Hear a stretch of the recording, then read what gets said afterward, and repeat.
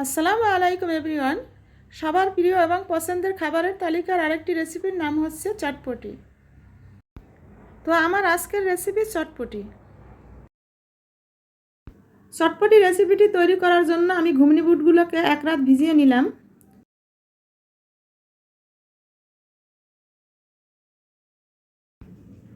ভিজানো ঘুগনি বুটগুলোকে পরিমাণ মতো পানি এবং পরিমাণ মতো একটু লবণ দিয়ে আমি প্রেসার কুকারে সিদ্ধ দিলাম। ঘুগনি বুট বেশি করে গলিয়ে নিলাম, কারণ ঘুগনি বুট যত পাতলা হবে চটপটি খেতে তত স্বাদ হবে। এরপরে অল্প পরিমাণ একটু ময়দা নিলাম, সামান্য পরিমাণ তেল এবং পরিমাণ মতো লবণ দিয়ে একটু পানি দিয়ে ময়দাটাকে ভালো করে গুলিয়ে একটা মণ্ড তৈরি করলাম।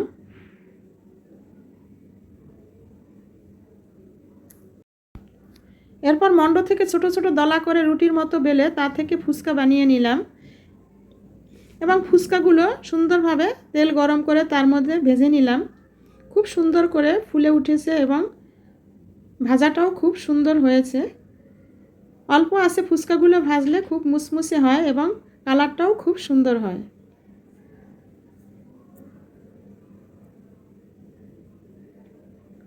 তো এভাবে করে আমি সব ফুচকাগুলো ভেজে নিলাম।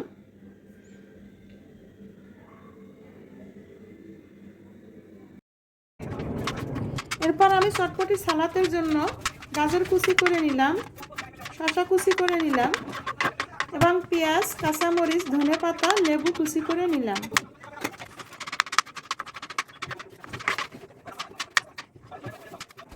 তো সালাদ তৈরি হয়ে গেল। এরপরে আমি টক তৈরি করলাম। তেঁতুলগুলোর মধ্যে আমি একটু গরম পানি দিলাম এবং লেবু চিপে তার মধ্যে তেঁতুল গোলার সমস্ত মশলা দিয়ে একটু শুকনো মরিচের গুঁড়ো দিয়ে আমি তেঁতুলটাকে ভালো করে টক তৈরি করে নিলাম।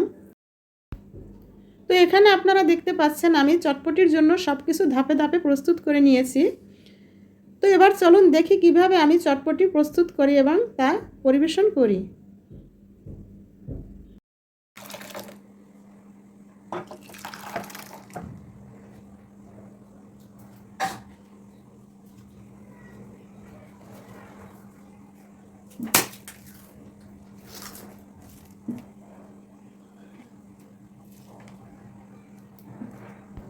চটপটি ছোট বড় সকলেরই প্রিয় খাবার।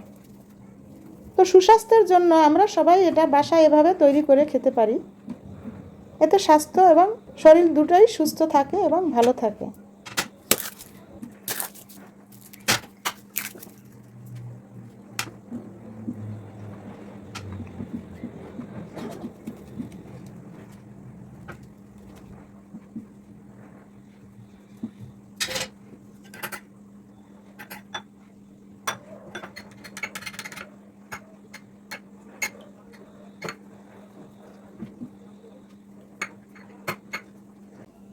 এবার কমপ্লিট হয়ে গেল আমার মজার চটপটি তৈরি করা। তো আপনারাও একবার ট্রাই করে দেখতে পারেন। তো ভিডিওটি যদি ভালো লাগে লাইক কমেন্টস করবেন এবং এরকম আরও নতুন নতুন ভিডিও পেতে আমার চ্যানেলটি সাবস্ক্রাইব করে পাশে থাকা বেল আইকনটি ক্লিক করুন। আল্লাহ হাফেজ।